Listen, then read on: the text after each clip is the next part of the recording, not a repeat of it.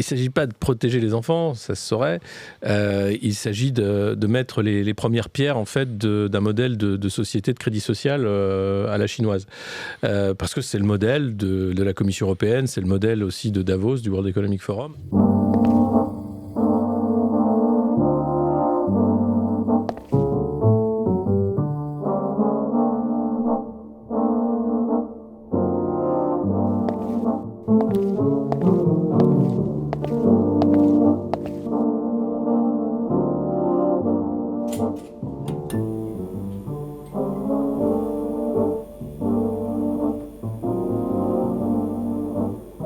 Bonjour à tous, chers abonnés d'Omerta, abonnés de notre chaîne YouTube, également abonnés de l'application, et je m'adresse aussi aux lecteurs du magazine Omerta pour leur rappeler ou leur signaler que actuellement en kiosque se trouve notre dernier numéro anti-mondialiste, les patriotes à la reconquête de l'Europe. Donc vous pouvez le trouver, c'est dans 5000 points de vente en kiosque.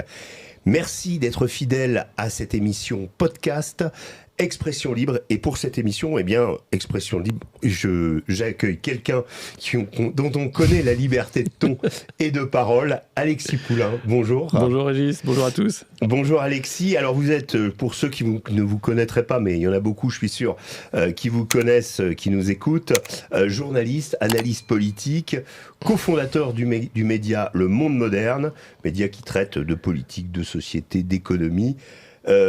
On vous voit également sur Sud Radio. En fait, on vous voit dans pas mal d'endroits. Je vais commencer par votre activité sur X, qui est quand même extrêmement fournie en ce moment. Et vous avez commenté de façon très critique ce matin la nouvelle directive européenne sur les réseaux sociaux et les mineurs. Je cite ce que dit la Commission de Bruxelles. D'ici la fin de l'année, l'outil de vérification d'âge développé par la Commission sera obligatoire pour tous les États membres. Expliquez-nous en quoi cette mesure de protection de nos enfants est-elle, selon vous, liberticide ? Il ne s'agit pas de protéger les enfants, ça se saurait. Il s'agit de mettre les premières pierres en fait, d'un modèle de société de crédit social à la chinoise. Parce que c'est le modèle de la Commission européenne, c'est le modèle aussi de Davos, du World Economic Forum, avec un agenda qui est public, l'agenda 2030, qui va poser des jalons pour le déroulement, en fait, et puis ensuite rendre obligatoire, j'imagine, le passeport numérique européen, le EUID, qui sera une sorte d'identité en ligne pour accéder aux services publics, mais aussi pour accéder visiblement aux plateformes de libre expression, pour avoir le droit en fait de citoyenneté européenne, au-delà même, bien sûr, des droits que vous donne votre citoyenneté nationale. Et donc c'est quelque chose qui existe. 2026, il faut savoir que cette année, à partir de novembre, ce sera obligatoire, là encore une fois, la Commission européenne aime bien le mot obligatoire, pour tous les États membres, d'imposer déjà un premier jalon vers ce passeport numérique européen. Et étonnant, en France, nous allons avoir en septembre 2026, avec ce procédé accéléré de discussion dans les chambres législatives, eh bien, cet outil de contrôle d'accès aux réseaux sociaux pour les moins de 15 ans. Alors, c'est pas pour les moins de 15 ans, évidemment, il faut le rappeler, c'est très simple. C'est pour tout le monde, c'est-à-dire que tout le monde devra s'identifier pour accéder aux plateformes en ligne. Et la loi est tellement floue qu'actuellement, on se pose la question si c'est pour accéder à YouTube, aux plateformes de podcast, enfin à tout ce qui est aujourd'hui qui relève du domaine du privé déjà, d'entreprises privées, et puis du domaine de la vie privée, là aussi. Eh bien, l'État français, sous la férule d'Emmanuel Macron, obéit absolument à la Commission européenne et donc suit le plan, cet agenda 2030, et on va avoir droit à ça. Évidemment, c'est pas pour protéger les gamins de moins de 15 ans. Les parents, il y a du contrôle parental, il faut simplement éduquer correctement les enfants, faire attention avec les écrans. On sait que c'est dangereux de toute façon. L'Australie, là aussi, a avancé dans ce champ mondialiste sur l'interdiction des réseaux aux mineurs. Qu'est-ce qu'ils font ? Ils trouvent des nouveaux réseaux. Ils font en sorte d'utiliser des cartes d'identité qui existent. Il y a toujours des moyens de contourner la loi, mais cette loi va permettre de faire baisser l'audience de chaînes telles que les nôtres, par exemple, puisque plein de gens vont refuser de s'identifier pour aller en ligne. Donc c'est assécher la libre parole sur des réseaux sociaux qui commencent à concurrencer sérieusement le cirque politico-médiatique qui perd chaque année des millions d'auditeurs. Eh bien, ces millions d'auditeurs qui viennent à nous, l'État, les tenants du système sont en train de faire en sorte de venir à nous. Exactement, ou du moins de compliquer l'accès pour que nos statistiques, l'audience s'effondre et petit à petit, faire en sorte qu'on revienne à celui qui a le droit de parler, il passe à la télé. Dans l'RTF numérique. Exactement. Sur cette question justement de la façon de... on dit souvent d'ailleurs que Emmanuel Macron, le gouvernement, a peur justement avec la montée des réseaux sociaux de perdre le narratif en fait. Ouais, c'est ça. Vous êtes d'accord avec... C'est exactement...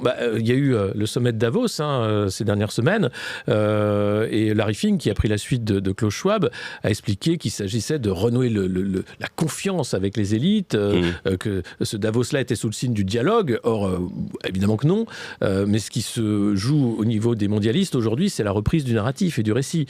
On voit que ça déraille sérieusement sur le carbone, déjà, avec un Donald Trump qui dit « je m'en fous, moi ce que je veux c'est du pétrole ». Pour tout le reste... l'agenda, là encore, wokiste, etc., a pris du plomb dans l'aile, et donc il faut trouver un nouveau narratif pour tenir les populations.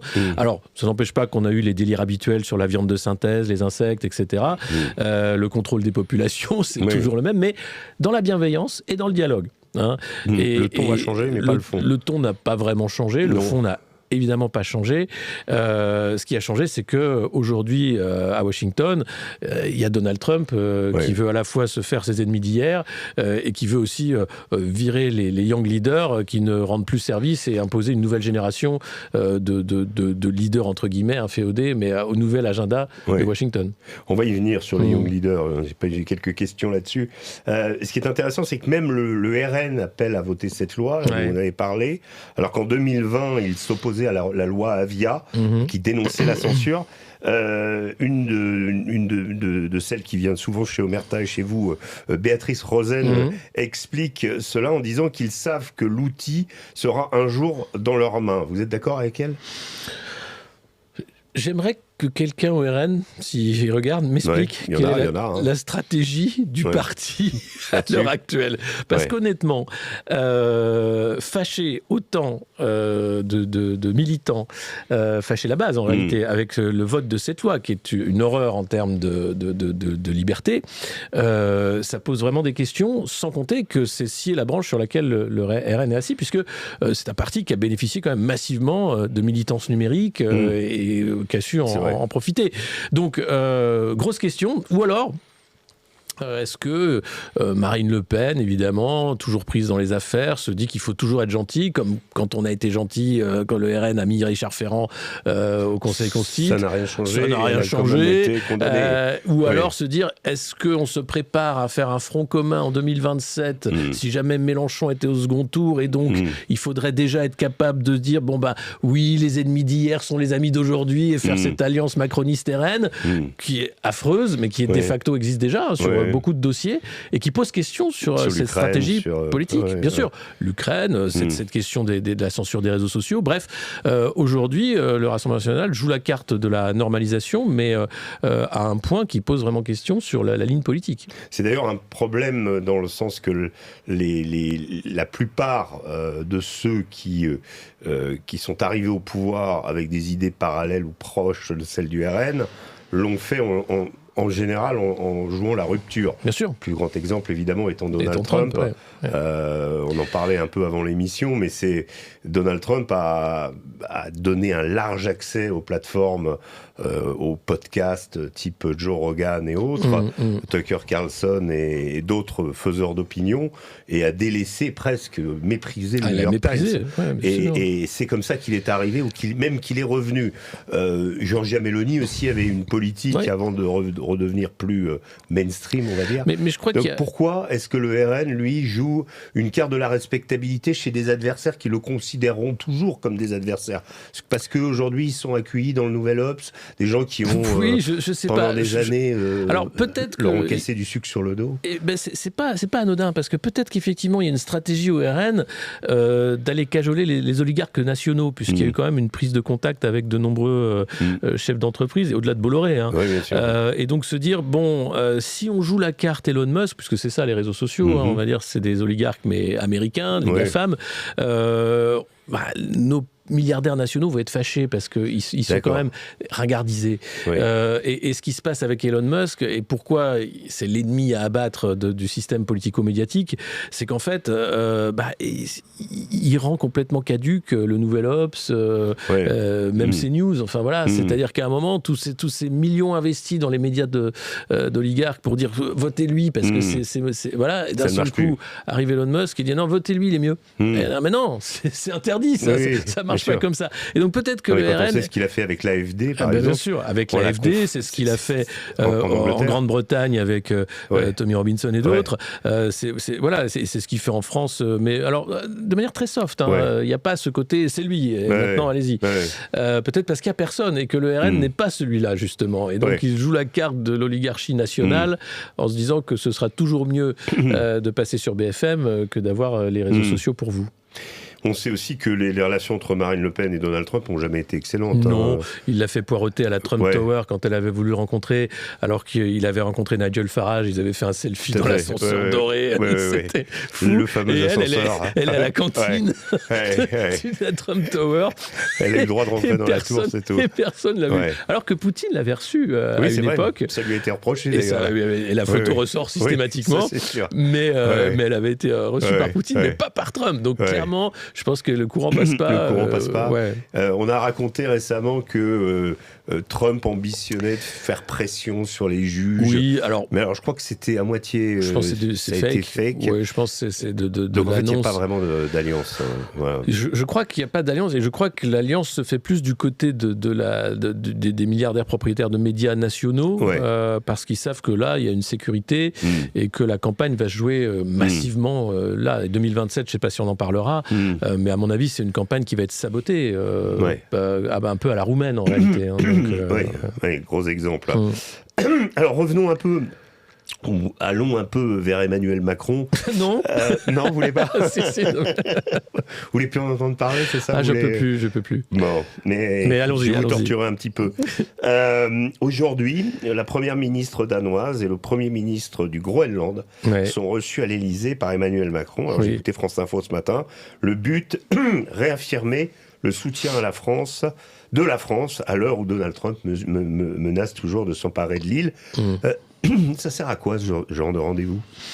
Ça sert à se rassurer, à faire croire qu'il y a encore une certaine indépendance européenne vis-à-vis de Washington. Ça sert, là, à la maison du Danemark, il y avait les drapeaux du Groenland qui étaient dehors, donc voilà, c'est rigolo.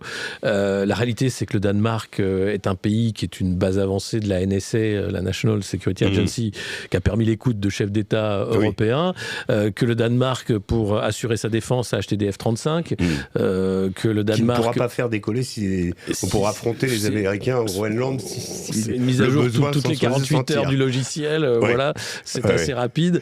Et puis le Danemark, évidemment, a montré sa volonté de conserver le Groenland. Alors, c'est une pièce de théâtre, évidemment.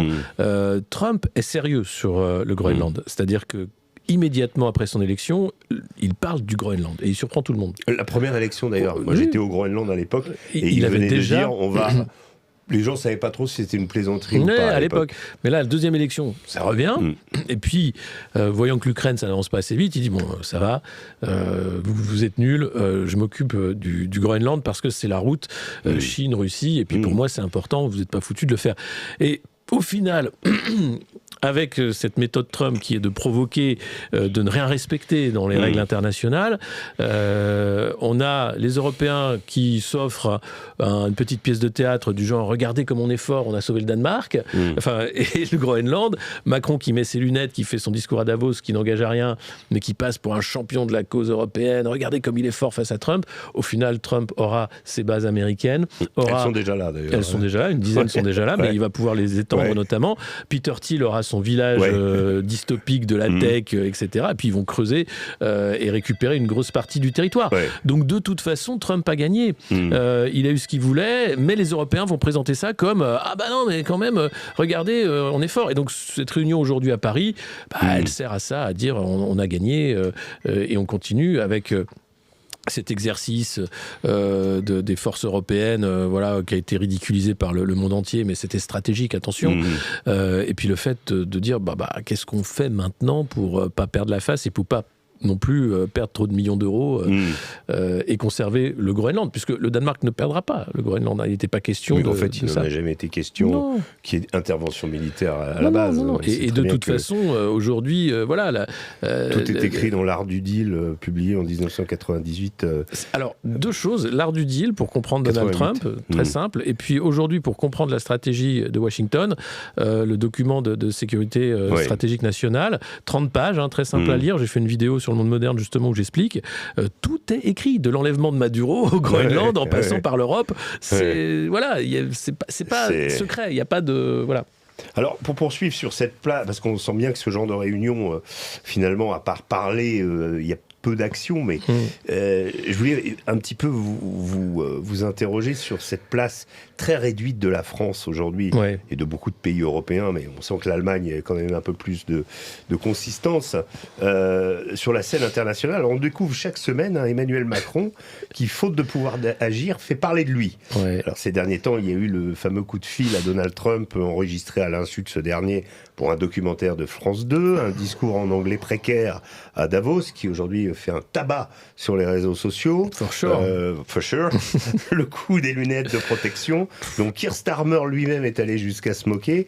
Est-ce que finalement on peut se demander si c'est pas la dernière arme pour exister du président français, c'est faire des sketchs pour faire parler de lui, non ? Oui, il y a ce côté très clown chez Emmanuel Macron, mais involontairement. On se rappelle tous de la baffe à la sortie de l'avion. Alors déjà, les communicants de l'Élysée disaient que c'était un fake des Russes, mais après ils se sont rendus compte que c'était l'agence de presse américaine qui l'avait lancé. Donc, UPI. Et donc bon, voilà. Et tout est comme ça. Et quand on regarde les différentes photos sorties de Macron, il y a toujours ce côté, mais c'est pas sérieux. Et là, il en joue de manière assez habile, je dois dire, parce que le coup des lunettes, le monde entier a regardé et s'est dit, ah oui, Macron, c'est le président des Français avec ses lunettes là. For sure, avec son accent à couper au couteau. Donc tout ça est très joué, très scénarisé, et ça fonctionne d'une certaine façon. Alors ça ne change rien sur le déclassement stratégique français ou diplomatique. Ça ne change rien sur le fait que aujourd'hui la France est un des pays qui se paupérise le plus rapidement en Europe. Ça ne change rien sur le bilan en fait calamiteux d'Emmanuel Macron. Mais lui, en tant que clown global, existe. Et puis, il faut rappeler qu'Emmanuel Macron, c'est un des meilleurs élèves de la classe, puisqu'il avait reçu son Global Citizen Award des mains de Larry Fink à l'Atlantic Council. C'était au mois d'octobre, en marge d'une réunion de l'ONU. Ça a complètement été un peu sous silence. Moi, je le rappelle systématiquement, parce qu'il faut comprendre qu'Emmanuel Macron n'est pas le président français. C'est un globaliste qui joue dans l'équipe d'en face et qui est très fier et qui a été récompensé pour ça, comme Giorgia Meloni, d'ailleurs, l'année d'avant. Et donc, on est dans ce moment quand même tragique où de grands pays historiques comme la France, comme l'Allemagne, comme la Grande-Bretagne sont aux mains de personnes qui travaillent contre leurs propres intérêts. Et ça, il faut le rappeler systématiquement pour comprendre pourquoi on en est là aujourd'hui. Donc Emmanuel Macron, maintenant, est devenu une usine à mème, à blagues sur les internets. Formidable. Est-ce que c'est la place d'un président de la République ? Non. Non, c'est sûr. On est... En parallèle, on assiste à la montée en puissance du rôle ou au retour disons qu'ils étaient un peu diminués par la santé de Joe Biden, mais des États-Unis sur la scène internationale. D'ailleurs, assez étonnant parce que on assiste quand même à des scènes aujourd'hui où on dit que la santé de Donald Trump est précaire, mais on sent quand même que même si psychologiquement on peut se dire parfois qu'il a quelques égarements, il sait où il va, et le but, vous l'avez dit, relire ce texte important de stratégie de sécurité nationale, hyper important parce que ça couvre toute la présidence jusqu'au prochain. Donc voilà, et tout est écrit et tout est relativement clair. Donc montée en puissance du rôle des États-Unis. Est-ce que sur la scène internationale, certains parlent et ça c'est un élément important, de trahison de ses électeurs de la part de Trump, de sa base MAGA. Est-ce que sa base MAGA a voté pour envoyer des armadas faire des ronds dans l'eau du côté de l'Iran et balancer quelques tomahawks? Je ne suis pas sûr, c'est ça la question. Alors, il y a une ébullition de la base MAGA depuis quelques mois qui a commencé avec le sabotage de la publication du dossier Epstein, où là, qui était une promesse de campagne, tout le monde l'attendait parce que derrière, on savait qu'il y avait quand même des noms comme Bill Clinton et autres. Et là, arrive le sabotage avec ce dossier qui est totalement noirci, on n'a rien à avancer et on sent bien qu'on veut passer à autre chose. On a vu Noam Chomsky quand même. Oui, dans le jet, il y a eu des photos qui sont sorties. On voit le goût de la décoration intérieure de Jeffrey Epstein qui est plus que douteux. Voilà, bon, qui pourrait correspondre à celui de Donald Trump. Un peu, mais en pire, encore plus dangereux. Mais c'est vrai qu'on le sent gêné sur ce dossier, donc il a botté en touche, clairement, allant jusqu'à appeler à un complot des démocrates, n'importe quoi. Donc là, les MAGA étaient très fâchés. Ensuite arrive l'interventionnisme à l'ancienne, et avec un peu quand même de nouveauté, c'est-à-dire on arrête avec le changement de régime. C'est plus on envoie des boys, on bombarde des populations civiles et on met 3 ans sur place et on repart et voilà. Et on fait du nation building. Même pas. Là, c'est fini. Il l'a dit sur le Venezuela, il a dit vous avez vu ce qu'on a fait en Irak, je veux pas refaire ça. Et il a raison. Et je pense que là, il peut raccrocher les wagons de la base MAGA parce que là, il dit écoutez, regardez, en termes de rapport investissement et retour sur investissement, on a envoyé 15 hélicoptères, on a utilisé le Discombolator et on a chopé Maduro avec 80 morts qui étaient des Cubains et la garde rapprochée. L'Iran, c'est pareil. On a fait un show incroyable avec nos bombardiers beautiful, amazing, mighty bombers. The best, of course, best. State of the art. Et donc, il envoie ses bombardiers furtifs pour dire je vous bombarde la gueule partout dans le monde. Et à chaque fois, c'est pour montrer ce que peuvent faire les États-Unis si jamais il fallait aller encore un peu plus loin. Mais au Venezuela, si Maduro a été enlevé, le régime reste. Toutes les structures le régime chaviste reste et il n'y a pas une volonté de renverser. Y compris des individus qui sont dans l'accusation de Maduro. Absolument. Et d'ailleurs, on a vu Machado, cette opposante vénézuélienne qui a eu le prix Nobel de la paix, faire le caniche auprès de Trump en lui remettant sa médaille de prix Nobel. C'était bon, je peux avoir le pouvoir au Venezuela. Il fait c'est bien, casse-toi. Parce qu'elle attendait ça, vraiment. En plus, la médaille avait été mise sous un verre avec pour le président Trump, le meilleur. C'était incroyable. Son discours était fou. Elle a encore moins de respect pour elle-même que Gabriel Attal, c'est dire. Et elle est capable de tout, quoi. Et donc là, tu dis non, il s'en fout d'elle. Et le Venezuela, il veut juste faire du business, récupérer ce qu'il y a du pétrole, et puis il vise le Guyana aussi. Est-ce que finalement, Donald Trump est un Américain honnête? Parce que quand on se rappelle des affreux Jojo, Cheney, Rumsfeld, Bush, etc., vous savez, la fameuse photo à Crawford, on a l'impression que c'est un règlement de compte à hockey choral. C'est ça, mais à l'époque, il y avait quand même la démocratie, la liberté, chasser le tyran. Oui, il mentait là-dessus.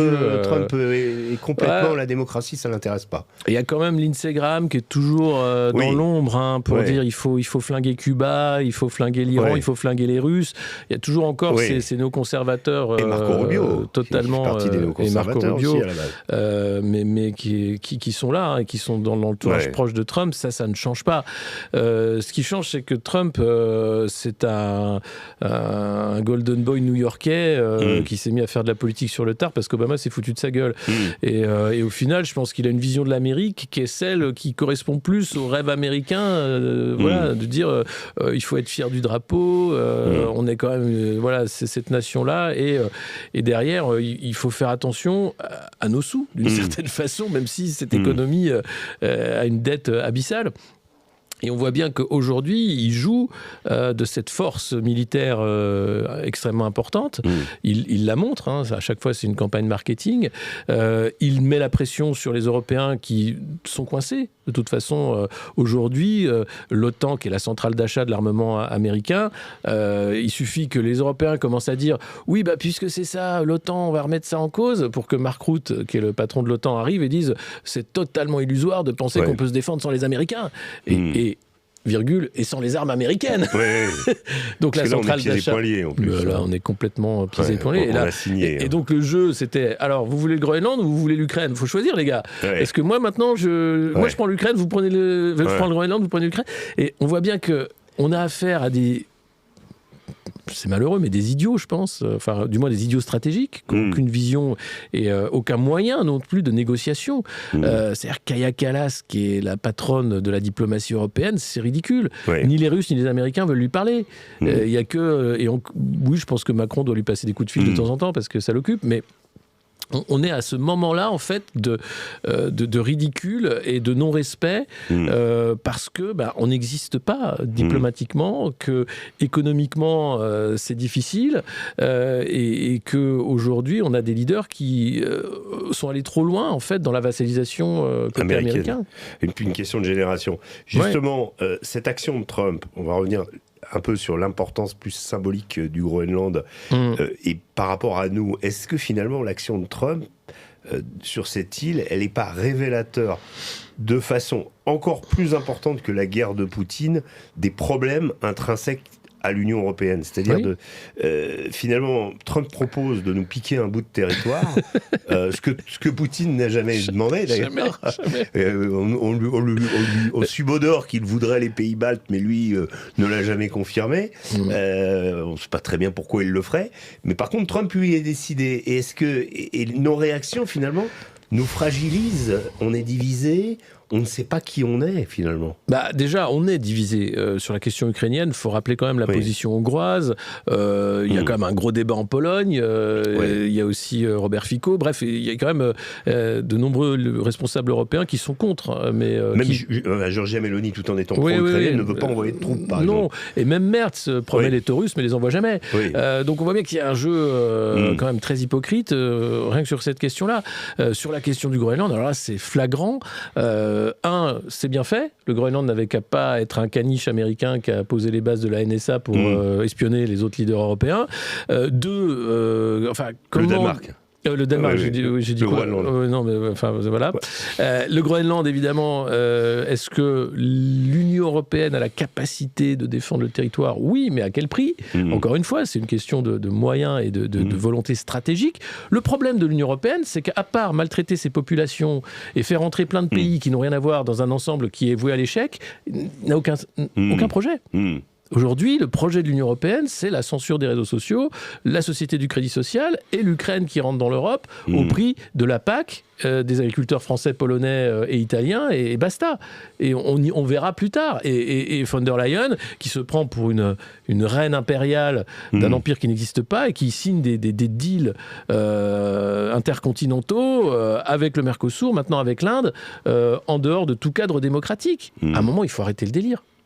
Alors ça commence, parce que Kaja Kallas, il y a eu une fuite, un appel von der Leyen, la dictatrice, en privé, donc on sent bien que ça commence à énerver tout le monde. Mais en réalité, quand les parlementaires européens ont l'occasion de voter une motion de censure au Parlement européen contre Madame von der Leyen, ils ne le font pas. Donc ils sont complices tous, en réalité, de ce système qui asservit et paupérise les peuples européens. Alors, Alexis Poulain, j'ai envie de vous demander comment est-ce qu'on va s'en sortir ? Parce que on peut pas que se réjouir de voir l'Europe diminuer. Non. Quel va être notre avenir à nous, alors, pauvres Européens, qui avons été bercés par l'idée que l'Europe arrêtait les guerres. Souvent on disait le miracle de l'Union européenne, c'était l'alliance entre la France et l'Allemagne pour sortir de la guerre, et le fait que depuis l'existence de cette Union européenne, il n'y a pas de guerre entre la France et l'Allemagne, que tout ça c'était notre chemin vers le bonheur. Comment on va faire? On va retrouver nos souverainetés respectives et y aller avec nos petits muscles comme ça, dans ce monde qui a vraiment tendance à s'organiser sans nous? En fait, il y a plusieurs voies possibles. Elles sont toutes longues et douloureuses. En réalité, aujourd'hui, l'Union européenne telle qu'elle est vouée à l'échec. C'est clairement une sorte de plateforme de consommation qui dépend totalement du bon vouloir américain et qui en plus n'a aucune stratégie, que ce soit sur l'approvisionnement énergétique, sur la défense, bref, et qui parle maintenant de souveraineté européenne. Encore une fois, quand on parle de souveraineté européenne et qu'on voit les intérêts nationaux, que ce soit allemands ou français, ce ne sont pas les mêmes. Le Mercosur, les Allemands sont pour, ils veulent absolument que ce soit signé, les Français sont contre, mais on écrase encore une fois les Français parce qu'ils ne savent pas se défendre. Qui étaient contre, qui sont passés pour parce qu'on achète tout ça. Au final, c'est un bonneteau, c'est-à-dire on prend de l'argent du contribuable français, allemand, etc. On met un pot commun et puis on distribue des chèques pour que chacun ferme sa gueule. C'est un peu ça. Hein. On va dire les passes d'Aran en Iran font pareil, hein, l'Algérie fait pareil. C'est un régime du chèque. Ta gueule. Voilà, c'est bon, ça passe. Et puis quand on est un peu trop vocal, alors là, on censure la parole pour protéger la démocratie. Et là, c'est le DSA. Voire on crève des yeux. On crève des yeux quand c'est Macron et quand les Gilets jaunes étaient dans la rue. Et donc, aujourd'hui, l'UE n'a pas d'avenir. Donc, il faut voir comment arriver à être malin. Donc, il faut déjà un changement générationnel de leadership. C'est ce que veulent les Américains. D'ailleurs, les Américains, que ce soit J.D. Vance à Munich lors de son discours ou Trump à Davos, ils disent tous la même chose. Et on vous aime, les Européens. Vous êtes nos parents. On vient de là. Par contre, vous filez un mauvais coton. Et d'un point de vue civilisationnel, si vous faites rien, vous êtes foutus. Donc on essaye simplement de vous faire relever la tête de l'eau. Et les Européens se bouchent les oreilles et continuent à faire n'importe quoi en réalité. Plusieurs dangers aujourd'hui immédiats en Europe, c'est la question énergétique. Elle pouvait être réglée avec Nord Stream 2. Nord Stream 2 était saboté par les Américains et les Ukrainiens. On n'a pas le droit de dire que c'est les Américains, mais bon. Bref. Les Ukrainiens. Mais c'est pas grave, on les soutient. Bon, très bien. Mais le gaz russe, il est méchant, donc on prend du gaz naturel liquéfié américain. D'Azerbaïdjan aussi. D'Azerbaïdjan. Il faut maintenant discuter avec l'Algérie, retrouver des accords. Bref. Et on arrive trop tard, et ça va prendre du temps, et ça va coûter très cher. Les renouvelables, c'est une catastrophe. Même les Allemands en reviennent, il faut réouvrir des centrales nucléaires. Bon, c'est dommage, il fallait sortir du nucléaire il y a quoi 10 ans 15 ans Donc, c'est des canards sans tête. La défense européenne. Alors, dès que les Européens commencent à dire qu'il faut une préférence d'achat nationale, et les Français sont des gros vendeurs d'armes, on est plutôt bien placés, les Italiens, les Allemands aussi, immédiatement arrivent les Américains qui disent « Oh, c'est quoi ces conneries ?» On a dit d'accord avec l'OTAN, mais t'achètes des armes américaines, sinon c'est fini, quick. Enfin voilà. Donc bon, ça va être compliqué. En plus, avec 10% de plus. Enfin, plus les projets franco-allemands qui sont des puissants fonds en fait de le SCAF, où les Allemands veulent en fait voler les secrets de fabrication de Dassault.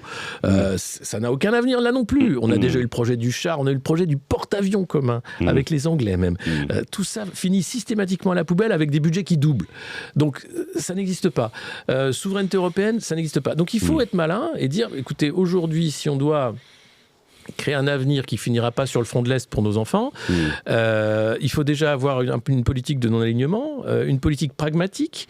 Une fois la guerre en Ukraine terminée, il faudra bien reprendre langue avec la Russie et faire en sorte que ce grand voisin qui a beaucoup d'énergie redevienne un partenaire. Macron apparemment s'en est rendu compte. Oui. Mais depuis le début, il joue un jeu trouble en réalité. Je pense qu'en Ukraine, il y a beaucoup d'intérêts français parce que Xavier Niel a acheté déjà des télécoms, Bouygues évidemment. Donc, espère reconstruire, mais ça va être... je pense que c'est BlackRock qui va récupérer. BlackRock qui va tout récupérer. Mais globalement, il y a un double jeu qui est quand même plus du côté ukrainien. Confrères d'LCI ont pourtant donné de la voix. Écoute, ils ont travaillé vaillamment pour pas grand-chose à la fin. Écoute, on verra. Mais moi, j'espère vraiment que cette année verra les accords de paix en Ukraine. Mais sur l'avenir de l'Europe, il faut donc une nouvelle élite politique qui soit souverainiste. Et donc j'espère que 2027, même si c'est une élection qui sera totalement truquée, au moins le débat du Frexit et de la souveraineté va rentrer. Et dans le Frexit, je mets la question européenne, c'est-à-dire stop ou encore. Et clairement, c'est stop.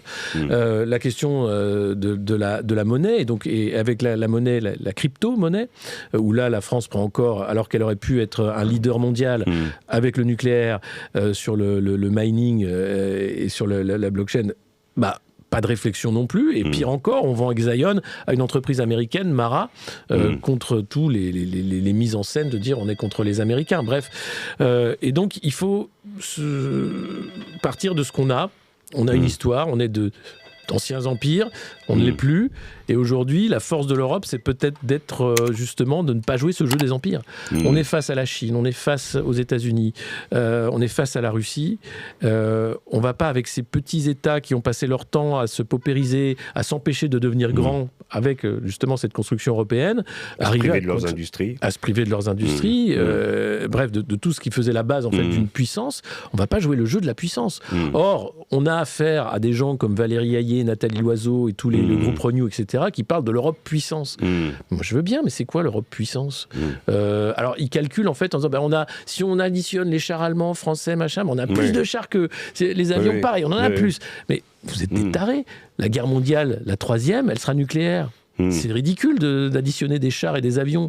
Ça va jouer en quelques microsecondes. Bon, là encore, on ne peut pas leur demander une réflexion stratégique de grande ampleur.